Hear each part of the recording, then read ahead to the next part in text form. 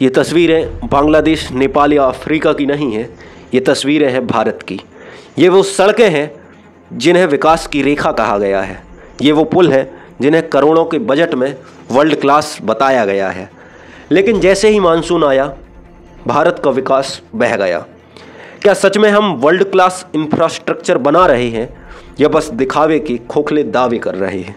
नमस्कार दोस्तों, मैं हूं शुभम और आप देख रहे हैं शुभम के सवाल। आज हम बात करेंगे भारत की सड़क व्यवस्था की उस कड़वी सच्चाई के बारे में जो हर साल बारिश में बह जाती है। कहीं पुल गिरता है, कहीं नेशनल हाईवे का पूरा हिस्सा धंस जाता है।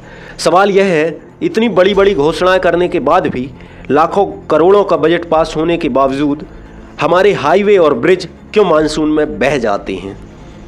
और सबसे ज़रूरी सवाल, क्या ये सिर्फ प्राकृतिक आपदा है या प्रशासनिक लापरवाही का नतीजा? भारत के पास 23 लाख किलोमीटर का दुनिया का दूसरा सबसे बड़ा रोड नेटवर्क है। हर दिन औसतन हमारे देश में 30 से 40 किलोमीटर नेशनल हाईवे बनाए जा रहे हैं, लेकिन इनमें से कितने टिकाऊ हैं? 2023 में भारत सरकार ने दावा किया कि 2022-23 में 10,993 किलोमीटर हाईवे बनाए गए, लेकिन CAG रिपोर्ट 2021 में बताया गया कि 32% सड़कें सिर्फ 2 साल में ही खराब हो गई। हर साल बारिश के साथ देश के कई राज्यों में से खबरें आती हैं, कहीं सड़क धंस गई, कहीं पुल बह गया, कहीं पूरा हाईवे ही जलमग्न हो गया। 2024 में उत्तराखंड के कोटद्वार में पुल गिरा, 6 लोगों की मौत हो गई। मध्य प्रदेश के सीहोर में NH-46 धंसा, पूरी ट्रैफिक व्यवस्था ठप हो गई। बिहार में गंगा नदी पर बना अर्जुन पुल गिरा, जिसके निर्माण में 171 करोड़ रुपए खर्च किए गए, लेकिन क्या हुआ? अभी हाल ही में गुजरात में एक पुल गिरा जिसकी वजह से 21 लोगों की मौत हो गई। क्या ये सिर्फ बारिश की वजह से हुआ? नहीं। प्रधानमंत्री ग्राम सड़क योजना और भारतमाला प्रोजेक्ट जैसे मेगा स्कीम्स पर हर साल लाखों करोड़ों रुपए खर्च होते हैं। 2.7 लाख करोड़ सिर्फ सड़क और हाईवे के लिए। लेकिन क्या इतना पैसा वाकई उपयोग में आ रहा है? RTI डेटा और रिपोर्ट्स ये बताती हैं कि टेंडर में घोटाले हो रहे हैं, कम ग्रेड की सामग्री का उपयोग किया जा रहा है और बिना जांच के प्रोजेक्ट क्लियर किए जा रहे हैं। ये सिर्फ भ्रष्टाचार नहीं, ये लोगों की जिंदगी से खिलवाड़ है। बिहार, झारखंड, असम, उड़ीसा, पश्चिम बंगाल, जहां हर साल बाढ़ आती है, वहां स्टैंडर्ड के नीचे की कंक्रीट, अपूर्ण ड्रेनेज सिस्टम और वाटर मैनेजमेंट की कमी के कारण लाखों करोड़ों का नुकसान हो रहा है। बिहार में अर्जुन सेतु गिरा, जिसे 171 करोड़ की लागत से बनाया गया।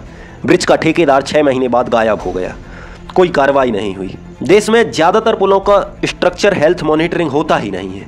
NHAI की रिपोर्ट के मुताबिक 2018 से 2023 तक 61% पुलों की जाँच नहीं हुई। भारत में जब कोई हादसा होता है तभी जांच होती है। जब पुल गिरता है, ठेकेदार पर केस तो होता है, लेकिन शायद ही कभी सजा मिलती है। अधिकारी ट्रांसफ़र हो जाते हैं, केस सालों चलता है। 90% मामलों में जनता को ही भुगतना पड़ता है। यही कारण है कि भ्रष्ट लोग बार बार वैसा ही काम दोहराते हैं। आइए अब हम बात करते हैं कि सिस्टम में क्या बदलाव होने चाहिए। हर प्रोजेक्ट की थर्ड पार्टी ऑडिट अनिवार्य हो। पुलों की life expectancy report public domain में आए। जल निकासी सिस्टम को डिजाइन के दौरान प्राथमिकता दी जाए। बारिश में खराब होने वाली सड़कों के ठेकेदार की गारंटी तय हो। जैसे एक बार रोड धंसी तो 10 सालों के लिए ब्लैक लिस्ट हो। विकास का मतलब सिर्फ सीमेंट और डामर नहीं होता। अगर एक सड़क साल भर में टूट जाए तो वो विकास नहीं, भ्रष्टाचार है।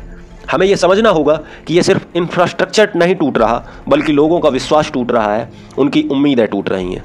यह प्रधानमंत्री मोदी का 2047 में विकसित भारत का संकल्प टूट रहा है और हमारे अधिकारियों की लापरवाही की वजह से विकसित भारत 2047 का संकल्प मानसून में बह रहा है।